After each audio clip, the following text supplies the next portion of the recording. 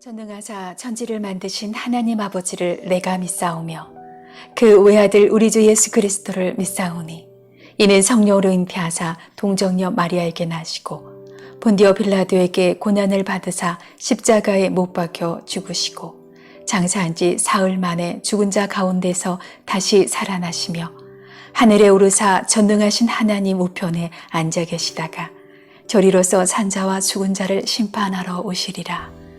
성령을 믿사오며 거룩한 공예와 성도가 서로 교통하는 것과 죄를 사하여 주시는 것과 몸이 다시 사는 것과 영원히 사는 것을 믿사옵나이다. 아멘.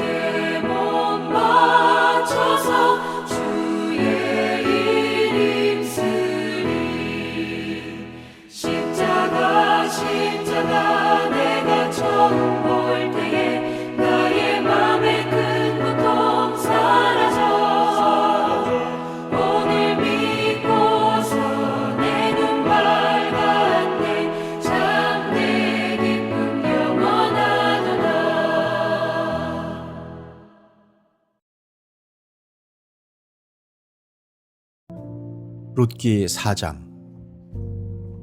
보아스가 성문 위 회관으로 올라가서 앉아 있는데 그가 말하던 집안간으로서의 책임을 져야 할 바로 그 사람이 마침 지나가고 있었다.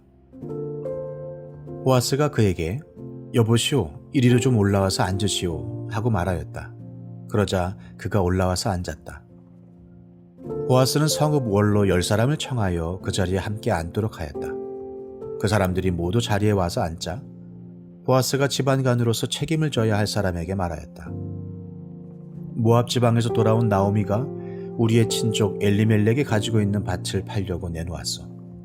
나는 이 사실을 분명히 알려드리오. 여기 앉아 계시는 분들과 우리 마을 어른들께서 보시는 앞에서 나는 당신이 그 밭을 사라고 말씀드리오. 당신이 집안간으로서의 책임을 지겠다면 그렇게 하시오. 그러나 집안간으로서의 책임을 지지 않겠다면 그렇게 하지 않겠다고 분명히 말하여 주시오. 당신이 집안간으로서의 책임이 있는 첫째 사람이요, 나는 그 다음이요. 그러자 그가 대답하였다. 내가 집안간으로서의 책임을 지겠소. 보아스가 다시 말하였다. 그렇다면 나오미의 손에서 그 밭을 사는 날로 고인의 아내인 모압 여인 룻도 아내로 맞아들여야 하오. 그렇게 하여야만 그가 물려받은 그 유산이 고인의 이름으로 남게 될 것이오. 그러자 집안간으로서의 책임이 있는 그 사람이 말하였다. 그런 조건이라면 나는 집안간으로서의 책임을 질 수 없소. 잘못하다가는 내 재산만 축나겠소. 나는 그 책임을 질 수 없으니 당신이 내가 져야 할 집안간으로서의 책임을 지시오.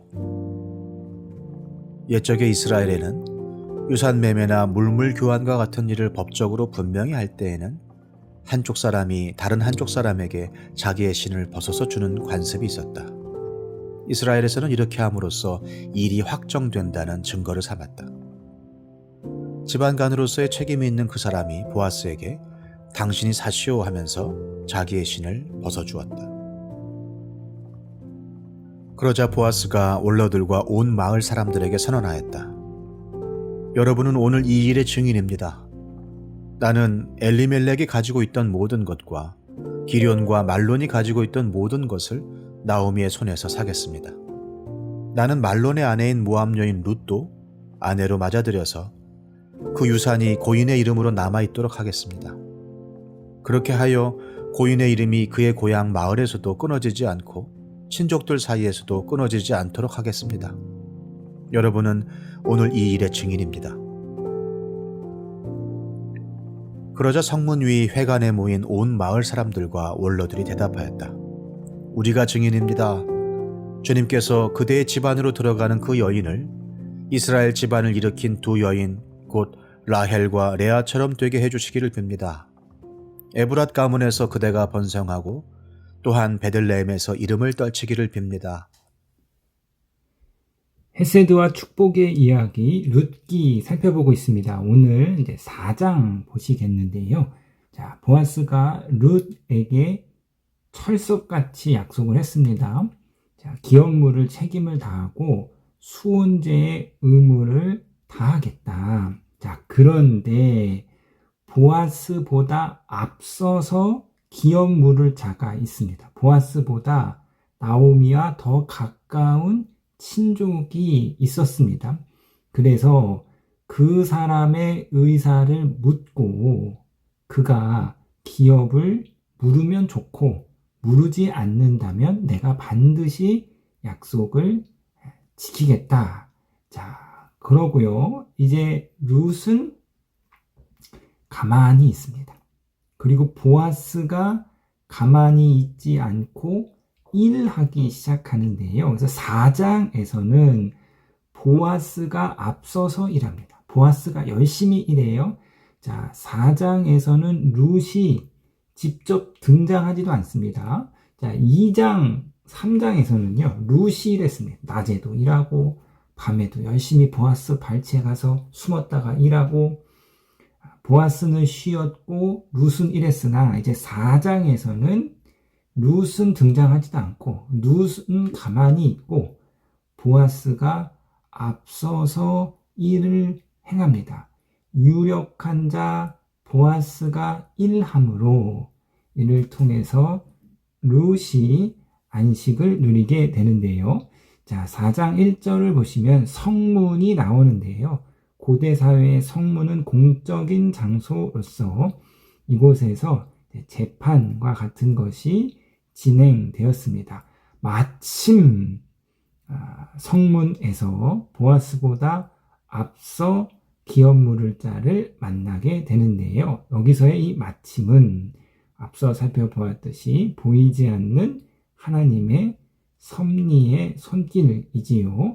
자, 보아스가 자기보다 앞서 기업 물을 자에게 나오미가 자기의 기업을 팔려고 하니 너가 기업 물을 책임을 다하겠느냐라고 묻는데요.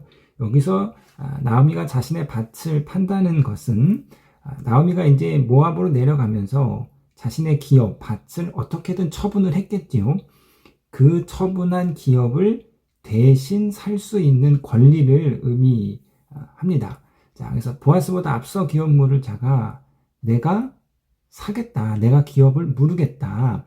자, 내가 그 땅을 대신 사겠다라고 이제 대답을 합니다. 기업을 물으겠다고 대답을 합니다. 그랬더니 5절에서 보아스가 다시 말하는 거죠. 너가 땅을 기업을 물으면 더하여서 수혼제의 책임도 져야 한다. 룻도 아내로 맞이해야 한다. 그랬더니 이 사람이 생각이 바뀌어서 나는 기업 물지 않겠다 이렇게 나오는데요. 자, 6절을 보시면 그러자 지방간으로서 책임이 있는 그 사람이 말하였다. 그런 조건이라면 나는 지방간으로서의 책임을 질 수 없소.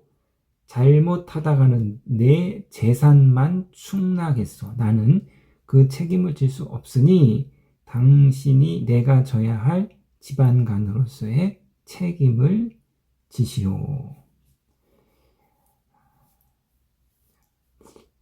이 사람이 기업을 물어주는 거죠. 나오미가 팔았던 땅을 되사는 겁니다. 그런데 이 나오미와 룻은 남자가 없어요. 이 집안에는요. 남편도 죽고 아들도 없습니다. 말씀드렸듯이 여성에게는 재산권이 없기 때문에 이 사람이 기업물을 그 땅을 되사서 되사면 그것이 나오미와 룻의 재산이 될 수 없고 결국은 자기 땅이 되는 거죠. 자기의 기업이 더 느는 거예요. 자신의 밭이 더 느는 거죠. 그러니까 손해볼 게 없으니까 좋다. 내가 기업물을 책임을 다하겠다.